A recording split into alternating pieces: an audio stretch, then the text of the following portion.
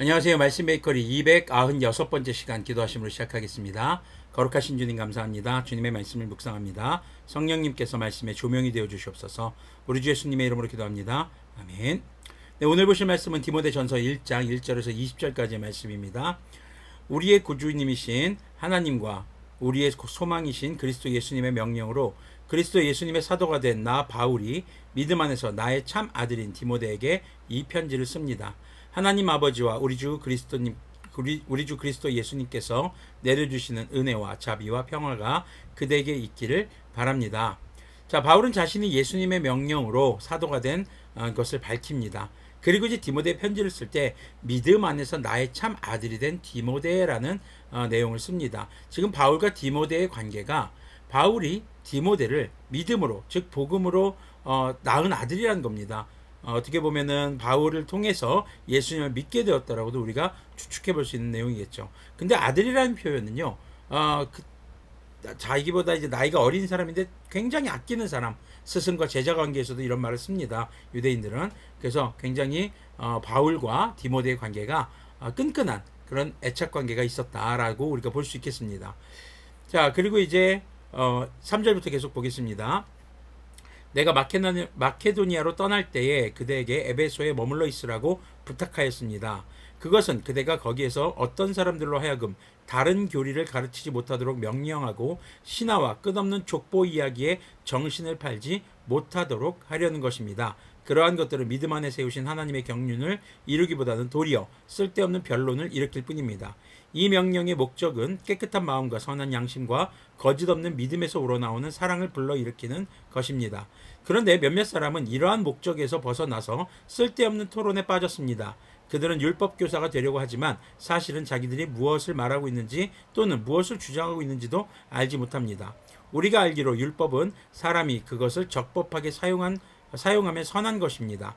율법이 제정된 것은 의로운 사람 때문이 아니라 법을 어기는 자와 순종하지 않는 자와 경건하지 않은 자와 죄인과 거룩하지 않은 자와 속된 자와 아비를 살해하는 자와 어미를 살해하는 자와 살인자와 간음하는 자와 남색하는 자와 사람을 유괴하는 자와 거짓말하는 자와 거짓 맹세를 하는 자와 그 밖에도 무엇이든지 건전한 교훈에 배치되는 일 때문임을 우리는 압니다. 건전한 교훈은 복되신 하나님의 영광스러운 복음에 맞는 것이어야 합니다. 나는 이 복음을 선포할 임무를 맡았습니다. 자, 지금 디모데를 바로 에베소 교회에 머물러 있게 한 것이 바울이라는 것을 우리가 알 수 있습니다. 자, 마케도니아를 떠나면서 왜 디모데를 그곳에 남겨두어야만 했을까? 자, 에베소 교회에 문제가 있었다기보다는 당시 그 지역에 위기가 되는 것들이 바로 이단 교리, 또 당시 헬라 문화, 그 로마 시대죠. 그리스 로마 신화 떠올리면 좋을 것 같습니다. 신화와 끝없는 족보 이야기라는 말이 4절에 나옵니다. 그리스 로마 신화를 보면은 막 신들이 막 인간들과 관계를 갖고 자녀를 낳고 대표적인 예로 헤라클레스는 이제 제우스가 인간 여인과 바람을 펴서 낳은 아들이죠. 막 신들이 막 서로 바람 피고 시기하고 질투하고 막 여러 가지 것들이 나옵니다. 자, 그런 것들에 지금 빠져 있는 당시 로마의 신화라든가 그리고 다른 교리, 하나님의 뜻과는 전혀 다른 것들에 빠져 있는 그런 모습들이 교회 안에 성도들의 믿음을 믿음을 흔들지 못하도록 하기 위해서라는 것입니다. 자, 그런데 그런 사람들은 쓸데없는 토론을 가지고 막 가르치려고 하고 또 율법 교사가 되려고 한다라는 말은요, 사람들을 정죄하기에 급급하다는 것입니다. 넌 이거 죄야, 이건 잘못이야, 이렇게 지적질하는 데만 머물러 있는 사람들이죠. 그런데 율법이라는 것은 적절하게 사용해야만 선한 것이 된다라는 것입니다. 자, 그럼 율법이 제정된 것은 무엇을 위해서일까요? 9절의 후반절에 보면요, 온갖 죄를 저지른 사람들. 자, 그래서 복음이라는 것은 죄인을 위해서 필요한 것이다 라는 것을 이야기하고 있는 것입니다. 자, 오늘 이렇게 3절에서 11절까지 내용을 우리의 좀 현대 생활에 적용해 보자면요, 지금 오늘날에도 로마 시대의 많은 유물들, 바로 헬라 문화에 우리는 속해 있는 사람들입니다. 그래서 여러 가지 신화라든가 설화, 이런 것들을 바탕으로 의미를 부여하는 여러 가지 일들이 있죠. 실제 우리 생활에서 사용되는 여러 가지 것들에 그리스 로마의 신들의 이름이 사용되기도 합니다. 자, 그렇게 하나님의 말씀과는 전혀 다른 그런 것들이 우리의 생각을 지배하고 그 생각들이 우리로 하여금 무엇인가를 선택하게 할 때에 하나님의 선한 것을 택하지 못하게 할 때가 있을 수 있다는 것이죠. 그런데 그것이 교회 안에서 상대방을 정죄하고 그리고 문제를 일으키는 것, 또 하나는 교회 안에 거룩한 자들만 들어와야 된다라는 생각을 가지고 있는 사람들이 늘어날 수 있다는 겁니다. 그런 사람들이 바로 율법교사에 해당하는 사람들이 될 수 있겠죠. 그런데 우리가 기억해야 할 것은요, 복음은 죄인들을 위해서 존재한다는 것입니다. 자, 먼저 그럼 복음을 받은 자들이라는 건 뭡니까? 우리 역시 죄인이었기 때문에 복음이 필요했고, 주님께서는 우리에게 복음을 주셨고, 그 복음으로 말미암아 우리가 죄 사함을 받았던 것이죠. 그 복음이라는 것이 무엇입니까? 바로 우리 주 예수님의 소식이죠. 성경의 말씀들을 토대로 이 땅에 우리를 구원하기 오신 예수님의 소식, 바로 그것이 복된 소식이었던 것입니다. 자, 그래서 복음이 필요로 한 자들, 예수님께서 말씀하셨듯이 아픈 사람이라야 의사가 필요하다. 그것처럼 죄인이라야 복음이 필요한 것이다. 라고 말씀하셨듯이 우리가 복음을 통해서 죄인에서 이제 주님의 은혜로 의인이 되었습니다. 자, 그렇다면은 이제 우리도 그 복음을 전해야 하는 사람들인 것이죠. 자, 그래서 에베소 교회에 믿음을 지키는 자들, 바로 그 사람으로 디모데를 세웠다는 것입니다. 디모데전서는 바로 디모데에게 보내는 편지거든요. 그래서 에베소 교회에 당시에 많은 신화에 젖어 있는 사람들, 또 율법 교사들처럼 하나님의 율법을 이용해서 다른 사람을 정죄하는 사람들, 전부 다 이런 잘못된 주님의 뜻과는 전혀 무관한 이런 일들로부터 에베소 교회 사람들의 믿음을 지키고, 또 하나는 복음이 증거되도록 하는 것, 그것이 바울이 디모데에게 간곡히 부탁했던 내용으로 우리가 볼 수 있겠습니다. 12절부터 20절까지 보면요, 나는 나에게 능력 주신 우리 주 그리스도 예수님께 감사를 드립니다. 주님께서 나를 신실하게 여기셔서 나에게 이 직분을 맡겨주셨습니다. 내가 전에는 회방자요, 박해자요, 폭행자였습니다. 그러나 그러한 행동을 내가 믿지 않을 때에 알지 못하고 한 것이므로 하나님께서 나에게 자비를 베풀어 주셨습니다. 바울이라는 사람은 그 전에 이름이 바뀌기 전엔 사울이라는 이름이었죠. 예수님 믿는 사람들을 잡으러 다니고 사형시키고 굉장히 끔찍한 일들을 했던 사람이었습니다. 한마디로 복음의 회방자고 박해자였지만 그것은 복음을 믿지 못할 때였다는 것입니다. 그런데 이제 복음을 받아들인 바울은 이제 사도로서 복음을 전하는 자로 직분을 수행하고 있다는 것입니다. 14절을 계속 보면요, 우리 주님께서 나에게 은혜를 넘치게 부어주셔서 그리스도 예수님 안에서 얻는 믿음과 사랑을 누리게 하셨습니다. 그리스도 예수님께서 죄인을 구원하시려고 세상에 오셨다고 하는 이 말씀은 믿음직하고 모든 사람이 받아들일 만한 말씀입니다. 나는 죄인의 우두머리입니다. 그러나 하나님께서는 나에게 자비를 베푸셨습니다.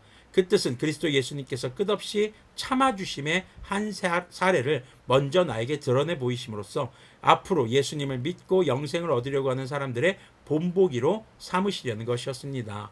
주님께서는 왜 그러면은 사울이었던 사람을, 그렇게 예수님 믿는 사람들을 핍박하던 그 사울을 바울이라는 이름으로 바꿔주시고 이제 주님께서 그를 받아주시고 용서해 주신 것일까요? 정말 이렇게 죄인의 우두머리, 개혁개정 보면 죄인 중에 괴수라고 나오죠.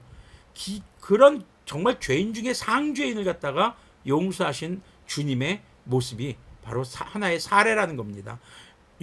주님 앞에 용서받지 못할 죄가 없다라는 것입니다. 다만 회개해야 한다라는 것이죠. 그리고 삶이 변해야 한다라는 것, 바로 그런 본보기를 삼기 위해서 주님께서는 바울에게 먼저 복음을 주셨다라는 것입니다. 우리 역시 마찬가지입니다. 남들보다 죄가 가벼워서 남들보다 더 깨끗한 삶을 살았기 때문에 누군가보다 먼저 복음을 받아들이게 된 것이 아니라 우리는 더 무거운 죄인이었기 때문에 어쩌면 누구보다도 먼저 복음이 필요했다라는 것입니다.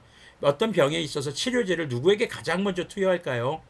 그 병 때문에 죽기 일보 직전인 사람에게 먼저 투여하겠죠. 가벼운 경증 환자보다는 중증 환자에게 먼저 치료의 혜택을 제공하는 것처럼 우리의 죄가 무거울수록 복음을 먼저 받아들이는 것이 아닐까 싶기도 합니다. 그래서 주님께서는 죄가 무거운 저에게, 그리고 이 말씀 베이커를 나눈 우리를 먼저 복음에 붙잡힌 자들로 삼아주신 것이죠. 17절을 보면요, 영원하신 왕 곧 없어지지도 않고 보이지도 않는 오직 한 분이신 하나님께 존귀와 영광이 영원 무궁토록 있기를 빕니다. 아멘. 아들된 디모데여, 이전에 그대에 관하여 내린 예언을 따라 내가 이 명령을 그대에게 내립니다. 그대는 그 예언대로 선한 싸움을 싸우고 믿음과 선한 양심을 가지십시오. 어떤 사람들은 선한 양심을 버리고 그 신앙생활에 파선을 당하였습니다. 그렇게 된 사람 가운데 두 사람이 바로 후메네오와 알렉산더입니다. 나는 그들을 사탄에게 넘겨주었습니다. 오해하지 마십시오. 바울이 넘겨준 것이 아니라 그들이 복음을 버리고 넘어갔다는 것입니다. 자, 그것은 내가 그들을 응징해서 다시는 하나님을 모독하지 못하게 하려고 한 것이었습니다. 그러니까 사탄에 넘겨주었다가 아니라 그들이 죄짓고 넘어간 것에 대해서 더 이상 이제 받아들이지 않기로 결정했다라는 것이죠. 아니, 왜 안 받아들이나요? 그런데 이단 교리, 잘못된 교리에 빠진 사람들을 우리가 함부로 받아들이는 것도 굉장히 위험한 요소가 될 수 있기 때문입니다. 이것은 하나님께 맡기는 것이죠. 그래서 여기서 지금 디모데에게 간곡히 부탁하는 것은 선한 싸움을 싸우고 믿음과 선한 양심을 가지자라는 것이죠. 자, 그리스도인으로서 어떤 삶을 살아가야 할 것인가? 우리가 싸우는 싸움은요, 믿지 않는 사람들과의 싸움 아닙니다. 악한 영과의 싸움입니다. 그럼 그 싸움의 방식은 어떤 것일까요? 그 악한 영을 공격하는 것, 그것이 아니라 우리가 하나님의 말씀대로 살아가는 것이, 그 삶 자체가 바로 악한 영을 공격하는 싸움이 된다는 것을 기억하셨으면 좋겠습니다. 자, 그러면 그 선한 삶이라는 것은 무엇일까요? 믿음을 지키는 것, 그리고 복음을 전하는 것. 우리가 정말 죄인 가운데 있을 때 우리에게 복음을 먼저 주신 그 주님의 은혜를 기억하는 것, 바로 그것이죠. 그래서 오늘 말씀 베이커리의 제목은 복음을 가진 자의 삶입니다. 복음을 가진 자는 어떻게 살아야 할 것인가? 선한 양심을 가지고 믿음과 선한 양심을 따라 살아가야 합니다. 그리고 우리는 깨끗한 마음, 또 거짓 없는 믿음으로 우리는 또 살아가야 할 것입니다. 그러는 가운데 우리는 서로가 서로에게 바울과 디모데처럼 믿음의 동역자가 되어줘야 할 것이고, 또 복음을 먼저 받아들인 자로서 믿음을 지키고, 그리고 주님 나라 다시 오시는 그날까지 복음을, 바로 죄의 치료제인, 유일한 치료제인 복음을 전하는 사명을 가진 자들이 바로 복음을 먼저 받아들인 복음을 가진 자의 삶이라는 것을 기억하셨으면 좋겠습니다. 기도하겠습니다. 거룩하신 주님, 감사합니다. 우리가 복음을 먼저 받아들인, 주님께 복음의 선물을 먼저 받은 자로서 그 복음에 합당한 자의 삶을 살기를 소망합니다.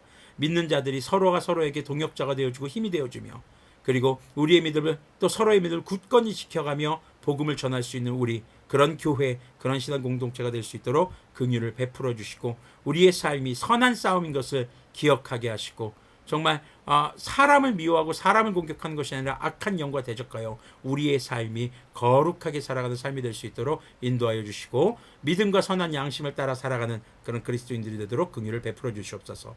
우리 주 예수님의 이름으로 기도합니다. 아멘. 네, 우리가 싸우는 싸움의 방식은 거룩한 삶입니다. 믿음과 선한 양심을 따라 이 선한 싸움에서 주님의 도움으로 승리하는 우리들이 되기를 소망합니다.